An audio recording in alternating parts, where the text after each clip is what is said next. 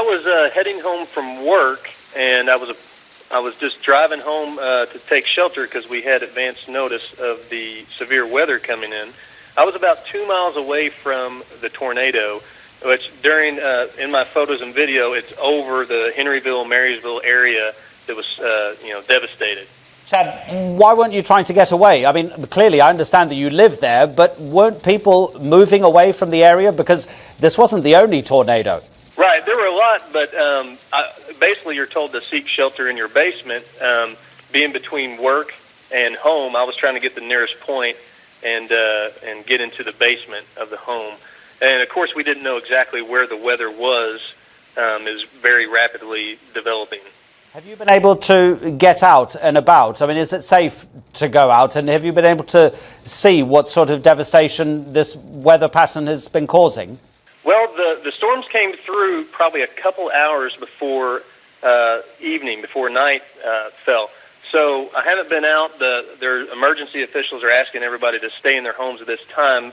The darkness is causing a lot of problems with search and rescue efforts. We've got 10 fatalities confirmed so far from our local news agencies, and I know that the emergency officials are working right now in the dark to search for other survivors.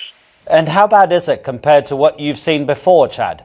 Well, we had a pretty bad tornado come through the same area in 2004, and it did damage and destroyed some businesses, but it was nothing like this. This is just really far outweighs the 2004 storm. This is the worst I've seen. Chad, we've just seen a picture of a home which appears to have been made of wood. Now, I've been to the United States, and in many areas there are these homes which you can basically put on the back of a big pickup truck and you can take them anywhere in the United States.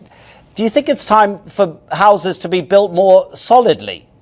I understand there are some homes that may not be manufactured to lesser specifications, but for the most part, homes in this area, they are wood construction, but they resist regularly over 20, 30 years, 60, 70 mile per hour winds that come through every year.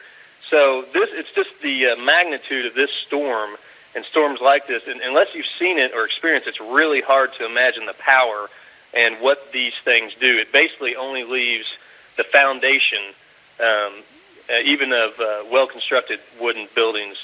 The only thing that's left is the foundation.